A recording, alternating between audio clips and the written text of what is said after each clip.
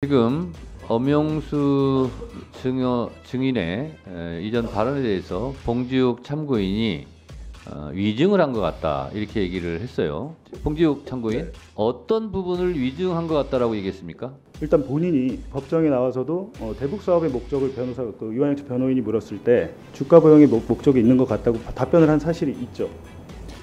전체적으로 말씀하세요. 지금 봉지욱 기자님께서 그 전체적인 재판 진행에 대한 내용을 전혀 모르시면서 저렇게 말씀하시는 것 같고, 전체적인 제 증언 자료를 보면은 짧게 답변을 이제 발언기 충분히 드릴게요. 예. 네. 자, 봉지욱 참고인, 네. 이 부분에 대해서 반박하세요. 봉지욱 기자님, 취재 과정에서 법원에서 인용되지 않은 것, 지금 현재 김성애 통전부 실장이죠? 저하고도 잘 알아요. 김성애 씨는 500만 불 줬다고 하는 것은 인용했다는데 그 이유가 어디에 있다고 생각하십니까?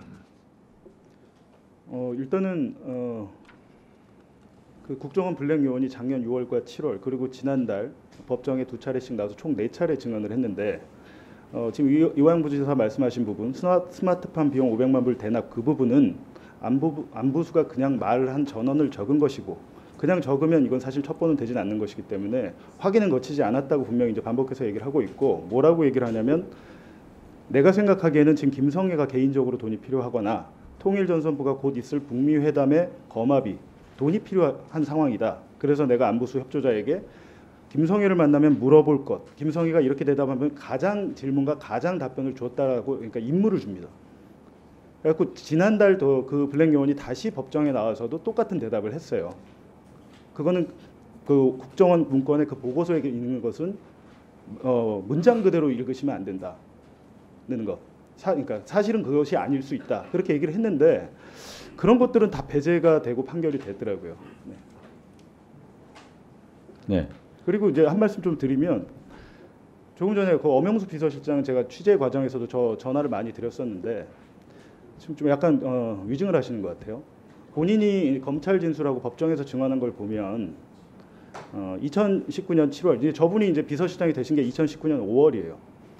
그때까지는 스마트팜이 뭔지도 몰랐고, 아까 본인이 얘기했듯이 북남 사업 협력 제안서를 만들 때 서브 역할을 했고, 그 제안서를 만든 것은 당시에 미래전략실의 김영수 본부장이었습니다.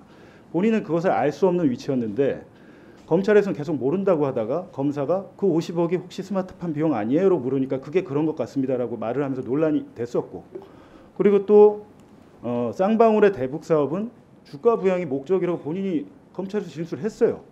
그리고 2019년 5월에 북한과 사업 계획서를 체결할 때 동영상을 찍은 것, 전문 촬영팀을 데리고 가서 영상을 찍은 것도 저희가 나중에 다 퍼뜨려서 주가를 부양하기 위한 것이었습니다. 라고 본인이 다 진술을 해놓고 이제 와서 그때는 몰랐던 걸 다 아는 것처럼 얘기를 하는 거 보니까 이건 위증이 아닌가, 저는 그렇게 생각이 듭니다. 어떻게 됐든 지금 현재 필리핀 현지에도 나타나지 않은 리오남을 해서 70만 달러를 주고, 네. 김성애한테 500만 달러, 나중에 300만 달러, 800만 달러를 김성태 회장이 외국에서 도망쳤다가 잡혀 들어오면서 나오기 시작했단 말이에요. 네. 그렇죠?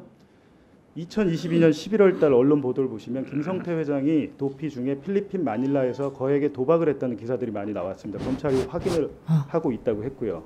그래서 그 김성태 회장이 주장하는 데가 그 필리핀 마닐라의 오카다 호텔이란 곳인데 실제로 거기는 카지노가 있고, 제가 볼 때는 만약에 진짜 여기서 환치기를 해서 그 당시에 돈을 갖고 갔다면 김성태 회장의 개인적인 비자금 저수지가 아닌가, 그렇게 의심을 하는 것이고요. 실제로 그렇다면 김성태 회장이 돈을 마련해서 필리핀으로 보냈는지 검찰이 수사했느냐? 수사 기록에 그런 게 없습니다. 뇌물을 줬다고 하는데 뇌물의 자금을 어디서 마련했는지, 어떤 방법으로 보냈는지, 그렇다면 김성태 회장이 언제, 어디서, 몇 시에, 어떤 방법으로 리오남에게 70만 불을 줬는지 단 하나도 조사가 안 돼 있어요. 제3자 뇌물이든 뭐 어떤 뇌물이라고 그런 걸 지금 돼 있잖아요. 이재명 대표 같은 경우에는. 근데 제가 볼 때는 뇌물 사건 치고는 이렇게 엉성한 수사를 해놓고 1심 판결에서 이거를 그냥 김성태의 말만 믿고 다 판결해버렸다. 만약에 김성태의 말이 진실이라면 지난 대선 당시에 쌍방울이 이재명 후보의 변호사비를 대납해줬다, 이런 의혹이 굉장히 컸고 선거에 영향을 상당히 미쳤던 걸로 아는데, 그 부분에 대해서 김성태 회장은 그런 사실이 없다고 얘기하고 있습니다. 전혀 없다고. 아까 그 부분에서 그 말씀을 하시던데 예, 그 녹음 파일에 나오는 발언 정리해 주시고요. 네. 그렇습니다. 김성태의 말을 취사 선택해서 믿는 게 과연 맞느냐는 겁니다. 제 말은. 네. 네. 네, 알겠습니다. 지금 엄영수 증인의 이전 발언에 대해서 봉지욱 참고인이 위증을 한 것 같다 이렇게 얘기를 했어요. 그러자 엄영수 증인이 발언권을 신청했습니다. 손을 들으셨죠? 봉지욱 참고인 잠깐 마이크로 나와주시고 잠깐 둘이 이게 진실을 밝히자고 하는 거지 억울한 사람을 만들면 안 되거든요.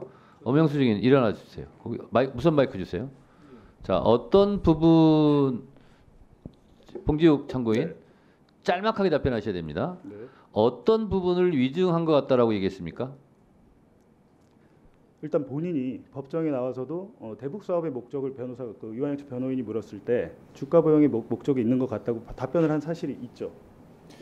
전체적으로 말씀하세요. 지금 봉지욱 기자님께서 그 전체적인 재판 진행에 대한 내용을 전혀 모르시면서 저렇게 말씀하시는 것 같고 그 주가 조작을 위해서 제가 했다 안 했다 이게 아니고 당시에 저 그 7월 17일 저 7월 달에 있었던 마닐라 대회 이후로 엄영수 증인 예. 짧게 끊어서 갈게요. 자, 전체적인 제 증언 자료를 보면은 짧게 답변을 이제 발언 기회 충분히 드릴게요. 예. 예. 자, 봉지욱 참고인 네. 요 부분에 대해서 반박하세요.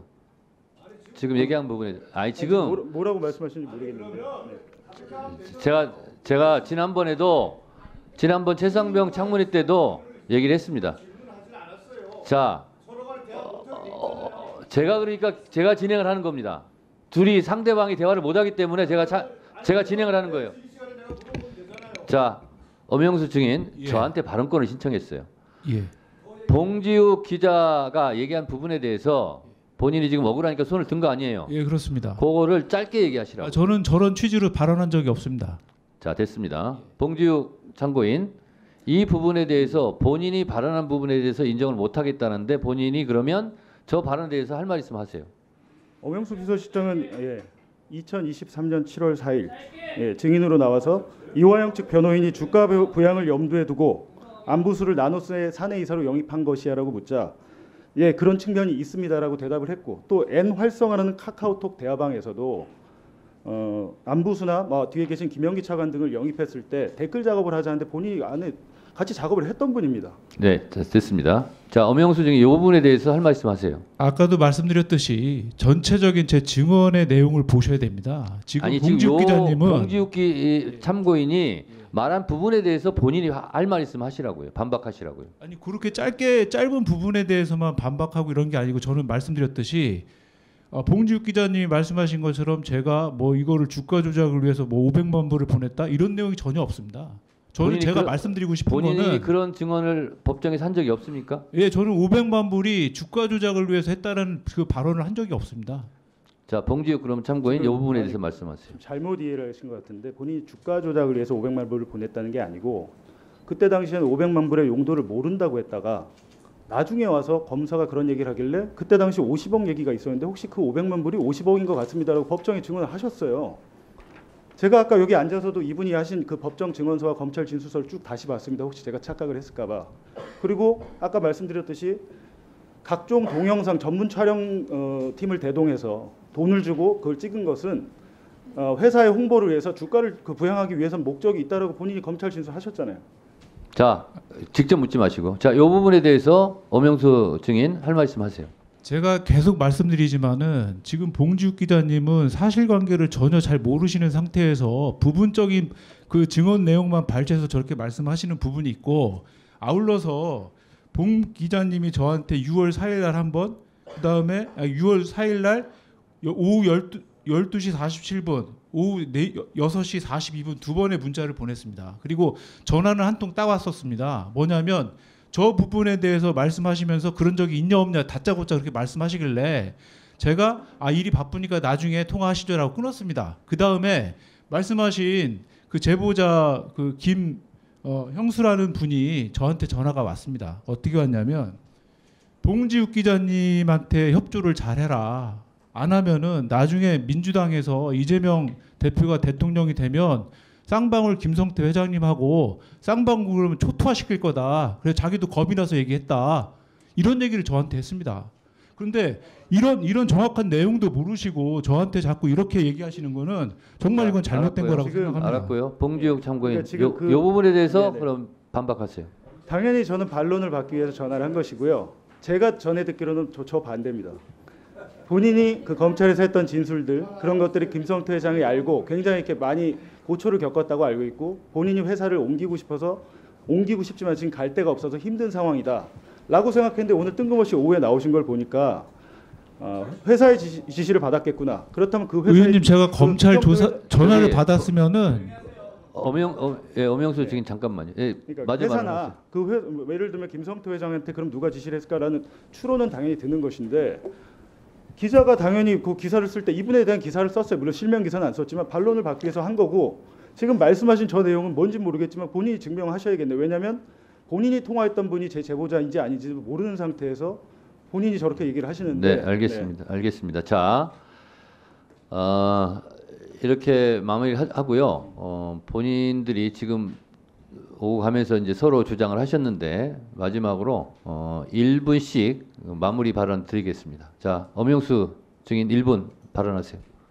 저는 뭐 제가 먼저 이렇게 말씀을 드린 것도 아니고 봉지욱 기자님이 어떤 면에서 저런 발언을 하셨는지 모르겠지만은 제가 이제 협조를 안 해서 아마 저렇게 말씀하신 것 같은데 저는 제가 이 자리에서도 아까 위원장님 앞에서 위원님들 앞에서 말씀드렸듯이 있는 그대로 제가 아는 사실 자체를 말씀드리기 위해서 온 거지 여기서 사실을 왜곡하거나 뭐 누구를 두둔하거나 이런 그럴 의도는 전혀 없습니다. 이상입니다. 네, 알겠습니다. 봉지욱 기자님 1분 발언하세요.